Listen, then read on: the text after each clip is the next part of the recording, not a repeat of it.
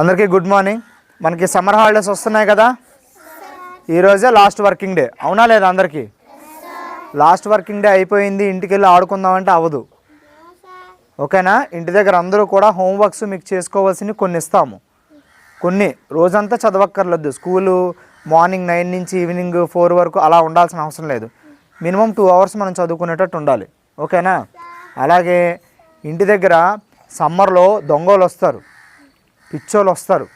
మీకు చాక్లెట్లు ఇస్తామంటారు, మీకు బిస్కెట్లు ఇస్తామంటారు, కేకులు ఇస్తామంటారు, బాగా దాహం వేస్తుందా డ్రింకులు ఇస్తామంటారు. తీసుకొని తాగారనుకోండి, మిమ్మల్ని వాళ్ళు తీసుకెళ్ళిపోతారు, కళ్ళు తిరిగి పడిపోతారు. అందులో మత్తు మందు కలుపుతారు. Very good. చూసారా అమ్మాయి ఎలా చెప్పిందో? మత్తు మందు కలుపుతారంట. ఎవరైనా బయట వాళ్ళు ఇచ్చిన సమ్మర్ హాలిడేస్లో తీసుకుంటారా? నెక్స్ట్, ఎవరైతే ఇంటి దగ్గర అమ్మా నాన్న మాట వినకపోతే నేను మిమ్మల్ని సెలవులు క్యాన్సిల్ చేసేస్తాను. సెలవులు క్యాన్సిల్ చేసేయాలి మీకు. మరి సెలవులు క్యాన్సిల్ చేయకూడదు అన్నప్పుడు అమ్మా నాన్న చెప్పిన మాట అందరూ వినాలి. వింటారా? మరి ఖచ్చితంగా వింటారా? అలాగే రోజు ఎండలు ఎక్కువ ఉంటాయి. ఆ ఎండలు ఎవరైనా తిరిగితే జ్వరం వచ్చేస్తుంది. జ్వరం వస్తే హాస్పిటల్కి వెళ్తారు. హాస్పిటల్కి వెళ్తే ఇంజక్షన్లు వేస్తారు. ఇంజక్షన్ వేయించాలా మీకు డాక్టర్స్తో? ఇంజక్షన్ సూది పెద్ద సూదితో వేయించామంటారు మీ అందరికీను. మరి అలాంటప్పుడు మీరు ఇంటి దగ్గర ఎండల్లో వెళ్ళకని ఇంట్లో ఉంటారా? ఆడుకోవాల్సి ఉంటే ఉదయాన్నే 5 గంటలు వేసుకోండి. 5 గంటల నుంచి 6 గంటల వరకు ఆడేసుకోండి. 7 గంటల వరకు ఆడుకోండి. ఓకేనా? నెక్స్ట్, లేదా సాయంకాలం ఎండ తగ్గిపోద్దా 5 గంటలకి, 5 గంటల తర్వాత ఆడుకోండి. మీ ఇంటి చుట్టుపక్కల ఆడుకోండి. మళ్ళీ మన ఇల్లు ఇక్కడ ఉంటే దూరంగా వెళ్ళిపోయి ఎవరో మనకు తెలియని వాళ్ళతో ఆడుకుంటే వాళ్ళు మంచోళ్ళో చెడ్డోళ్ళో మనకు తెలుసా? తెలియదు కదా. మళ్ళీ కొందరు ఫైటింగ్లు ఆడుతారు. చుట్టాలు బయట వాళ్ళు వస్తూ ఉంటారు కదా, ఫైటింగ్లు ఆడి కొట్టేయడం గట్రా జరుగుతుంటాయి. అందుకు మీరు మీకు తెలిసిన వాళ్ళతో ఆడుకోండి. అర్థమైందా? ఎవరైనా మీతో ఫైటింగ్ చేద్దామన్నా, అరే నేను ఫైటింగ్ చేయను మా అమ్మ నాన్నకు చెప్తానని మీరు ఇంటికి వెళ్ళిపోవాలి. అంతేగాని వాళ్ళతో మీరు ఫైటింగ్లు చేసుకొని కూర్చోకూడదు.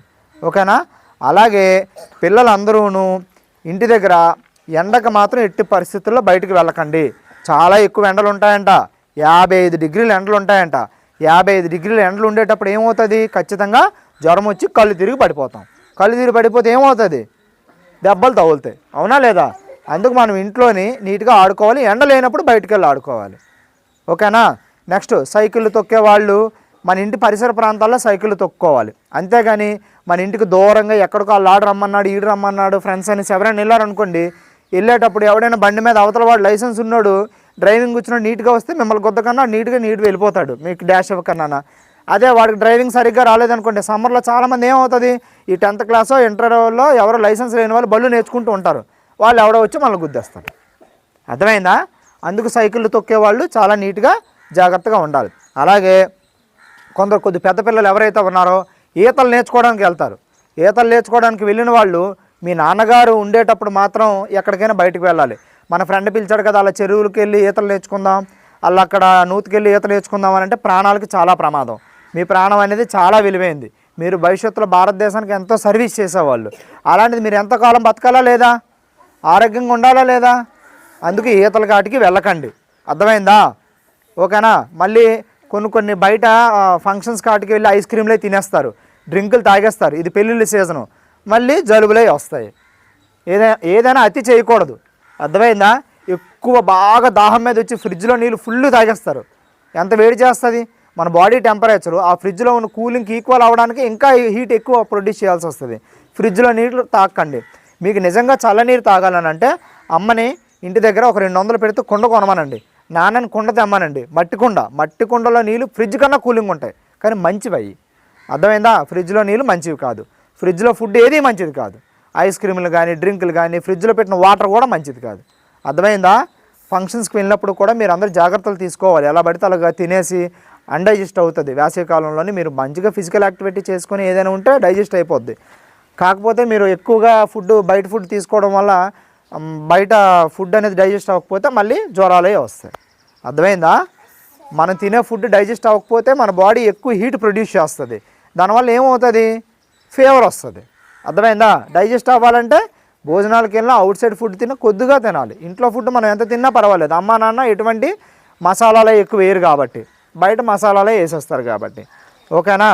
నెక్స్ట్ ప్రతి ఒక్క ఇంట్లో కూడా ఈ సమ్మర్లో మీ అమ్మా నాన్నకి ఈరోజు చెప్పండి, మదర్ ఫాదర్కి ఏం చెప్తారంటే, అమ్మ నాకు న్యూస్ పేపర్ వేయించండి, ఒక తెలుగు న్యూస్ పేపరు, ఒక ఇంగ్లీష్ న్యూస్ పేపరు. ఓకేనా. రోజు ఆ న్యూస్ పేపర్లో వచ్చి చదవండి.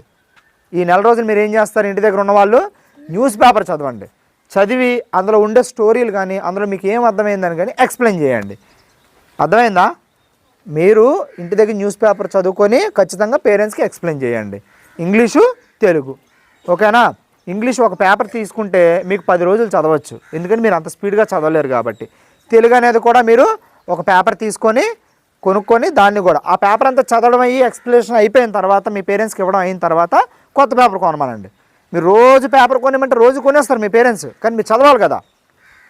అవునా లేదా. అడుగుతారా మరి ఈరోజు ఇంటికి వెళ్ళి న్యూస్ పేపర్ అందరూ కూడానా. మళ్ళీ ముఖ్యంగా సెల్ ఫోన్ రాక్షసుడు వస్తాడు మీ ఇంటికి. సెల్ ఫోన్ రాక్షసుడు మొన్న ఎలా వచ్చాడో, మొన్న ఒకడే వచ్చాడు, ఇప్పుడు 5 రాక్షసులు వస్తారు. నాకు మీ పేరెంట్ నుంచి సెల్ ఫోన్ చూస్తున్నారు, టీవీలు చూస్తున్నారు అని ఎవరైనా కంప్లైంట్ చేశారా, ఖచ్చితంగా సెల్ ఫోన్ రాక్షసులు 4 పంపిస్తాను నేను. 4 రెడీగా ఉన్నారు రాక్షసులు మన దగ్గర. అర్థమైందా. రాత్రి మీరు కానీ ఫోన్లు చూసినా, మీ ఫోన్ చూస్తే మీ పక్కన ఉంటాడు, ఎంత బుర్ర వేసుకొని పెద్ద జుత్తులు వేసుకొని నల్ల డ్రెస్ వేసుకొని కత్తి పట్టుకొని వస్తాడు మీ దగ్గరికి. సెల్ ఫోన్లు ఎక్కువ చూడకూడదు.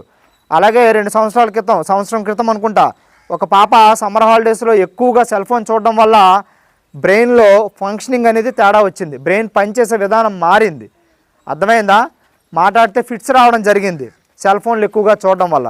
సెల్ ఫోన్లు ఎవరైనా చూస్తారేంటి ఇంటి దగ్గర వేసవి సెలవుల్లో. ఎవరైనా చూస్తే సెల్ ఫోన్ దెయ్యం, సెల్ ఫోన్ రాక్షసులు ఇద్దరూ వస్తారు. అర్థమైందా. చూసుకోండి ప్రతి ఒక్కరూ కూడా. అందువల్ల ప్రతి ఒక్కరూ సెల్ ఫోన్లకి టీవీలకి దూరంగా ఉండండి. ఇంట్లో క్యారమ్ బోర్డు ఆడుకోండి హ్యాపీగా, ఎండ ఎక్కువగా ఉండేటప్పుడు. అలాగే ఇంట్లో snake and ladder, ludo games ఏవైనా ఆడుకోవచ్చు. బయటకు వెళ్ళి ఆడాలంటే సాయంకాలం 5 తర్వాత 4:30 తర్వాత ఎండ లేనప్పుడు మాత్రం ఆడాలి ప్రతి ఒక్క పిల్లలు. ఓకేనా. మరి ప్రతి ఒక్కరు ఇవన్నీ పాటిస్తారా. ఇంకా మనం ఇవన్నీ ఎండ నుంచి సంరక్షించుకోవడం చేస్తున్నాం. మన ఇంట్లోనే ఉన్నాం కదా, మనకు పర్వాలేదు కదా అని ఉండకూడదు. ఇప్పుడు అమ్మాయికి ఎందుకు కళ్ళు తిరుగుతాయి, ఎవరికైనా కూడా వాటర్ తక్కువ తాగడం వల్ల. ఏంటి. ఇప్పుడు మనం ఏం చేయాలంటే ఇంట్లో ప్రతి ఒక్కరూ కూడా వాటర్ ఎక్కువగా తాగాలి. సమ్మర్లో ఏం చేయాలా, వాటర్ ఎక్కువగా తాగాలి. అలాగే మజ్జిగ తాగాల. సబ్జీ నీరు ఉంటాయా, సబ్జీ నీరు తాగాల. సబ్జీ నీరు రోజు తాగక్కర్లేదు, 2 రోజులకు ఒకసారి తాగండి. లస్సీ, పెరుగు పంచదార కలుపుకొని తాగొచ్చు. అంటే ఎంత తాగడం కాదు. లస్సీ అంటే జస్ట్ ఒక కప్పులో కొద్ది పెరుగు పంచదార వేసుకొని తాగినా కూడా మీకు వేసవికాలంలో కళ్ళు తిరగడం కానీ, జ్వరాలు రావడం కానీ, వేడి చేయడం కానీ జరగవు. అర్థమైందా. వాటర్ ఎక్కువ తాగుతారు. ఎంతమంది వాటర్ తాగుతారు ఎక్కువ. Very good. ఎంతమంది లస్సీ తాగుతారు, ఎంతమంది మజ్జిగ తాగుతారు. మీరందరూ మరి తాగుతారా. మరి సమ్మర్లో హెల్తీగా ఉంటారా, లేకపోతే నల్లగా కాకిలా మారిపోయి వస్తారా సమ్మర్ హాలిడేస్ తర్వాత. ఇగో ఇంటి దగ్గర నుంచి ఇప్పుడు మీరందరూ ఎంత నీట్గా ఉన్నారు, ఎంత అందంగా ఉన్నారు, ఎంత యూనిఫామ్తో ఎంత చక్కగా ఉన్నారు పిల్లలందరూ. అలాగే నీట్గా రావాలా. ఎలాగ పడితే ఫుల్గా ఎండలో తిరిగారు అనుకోండి, ఎలా అవుతారు, కాకిలాగా అయిపోతారు. అర్థమైందా. అందువల్ల ప్రతి ఒక్కరూ కూడా ఇంట్లో ఉండండి.